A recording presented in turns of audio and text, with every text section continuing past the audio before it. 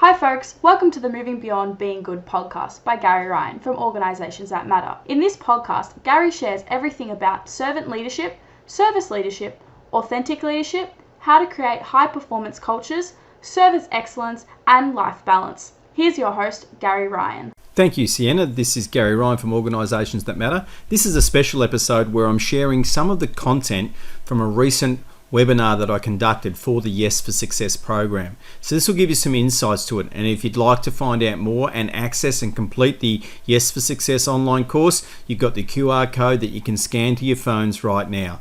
Enjoy this session. So let's get into it.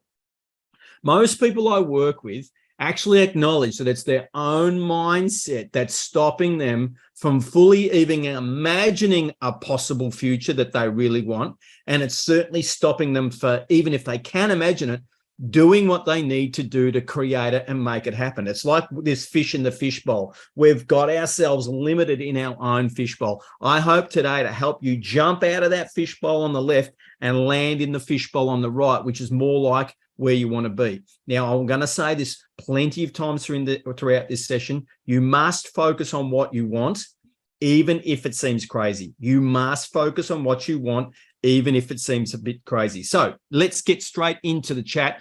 Just for you, when we say the word success, what does that mean for you? We think of life planning for your career success. What does that mean for you? Use the chat, please, folks. Just a couple of words pop in. What might that mean for you? So get into the chat, use the chat function, let us know, what do you think that means for you? So Aaron says happiness. We're going to talk about that, really. Achieving your long-term plan, says Marie. Thank you. So we've got happiness and we've got achieving long-term plans for what does success mean for you. So Nick says freedom. Keely says finding fulfillment in your work. We're going to talk about all of those elements, being satisfied, being able to travel regularly and help people that I care about. Indiana says that. Hal says achieve self-actualization, a big part. Well-being, says Zhang Nalong. Okay, we've got also contributing to society and others' well-being. Now, what you're going to find, know what I want and achieve them. For many people, what we've got things here around about achieving long-term goals and being satisfied and having something meaningful. Thanks, Indiana. Know what I want to achieve, Beth, and actually achieve them. These are all the various definitions of success, and it's really critical. One of the definitions of success for my wife and I is that we want to be able to help people in the world that maybe haven't been as fortunate as us. Now, one of the realities is for us to be able to actually help other people, we actually need to achieve our success first, or be in the way of in the process of achieving it, because otherwise your ability to help other people gets limited. The more successful you are, the more you can help other people. It's called self-interest. Enlightened self-interest is what that's called. So once you're actually got some clarity about your future, you can put enlightened self-interest to work, and that can enable you to help other people. So Fang Hui, we've got get relative freedom, both materially and spiritually, and they're absolutely essential. Now, one of the things that no one's really talked about is money. So I'm going to throw it straight out there straight away. We need to talk about money on this issue, right? So money is like oxygen. For everything you've said about success, whether we like it or not, we all live in an economic reality. Every single human being on this planet has some form of economic reality that they live with. And unfortunately, whatever that economic reality in the form of money represents to them, so here in Australia, it's Australian dollars. If you don't have any, you're in a lot of trouble, okay? So, would you imagine that you could ever choose to go into a room that had no oxygen? Would you go, someone said, hey, if Gia said, hey, Gary, here's a room, it's got no oxygen in it, we've got a great show on, do you want to go in there and watch the show? I'm not going in that room if it's got no oxygen, because I know what's going to happen to me, right? Yet most people make decisions about their future with little or no financial literacy. So what do I mean by that? Little or no financial literacy. Using the chat, folks, here's a couple of questions. What's the average Australian salary today? You're just about to graduate. Do you know what the average Australian salary is? So the average person, 60K, it's a little bit higher than that, Aaron, but a good guess. Anyone else? It's less than 80. Okay. All right. So, okay, we got some reasonably good guesses there. We're not far off. It's actually $68,900. $68,900. Now, the tax you would pay on $68,900, what's your guess for the tax? Before you can spend 1 cent, the government's going to say, hey, Gary, I'm taking my piece. About how much of 68,900 would the government take? Yeah, close, a little bit, slightly less for that number. They're not quite at that category. Yeah, I don't want percentages. I want numbers, folks. What numbers? Good guess again, Amber, there. Okay, Kay says 25.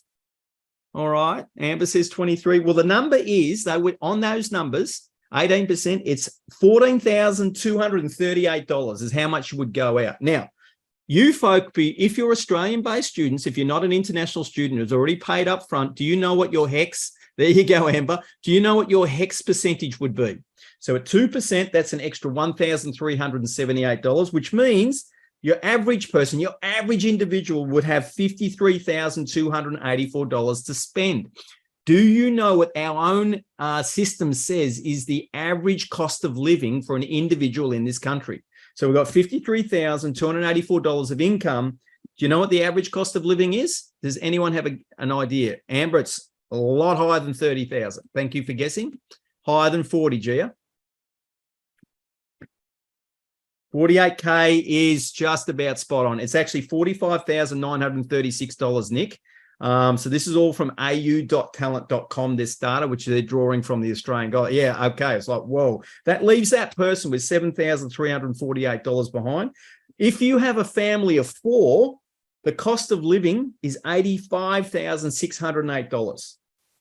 A family of 4. So you could not possibly be a family of 4 on a single income in Australia at the moment. No way.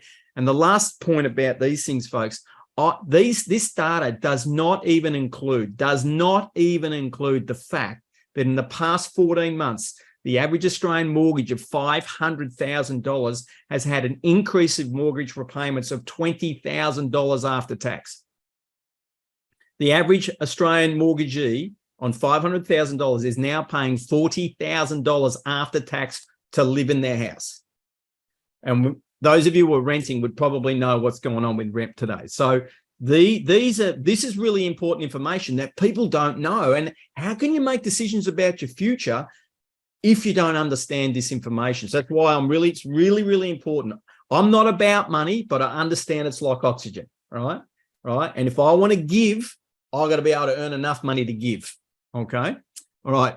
No one else. Yeah, that's right. No one has such a cheap mortgage. Like 500. We're talking averages here. That's a really good point, Amber. That's the average. That's not actually what a lot of people are living by. Okay. So the sooner you are clear about whatever your definition of life balance and success will cost you, the better you're able to make and create those outcomes, and the more you're able to enjoy the fruits of your labour along the way. Once again, this is Gary Ryan from Organisations That Matter, the host of the Moving Beyond Being Good podcast, and I look forward to speaking with you in the next episode.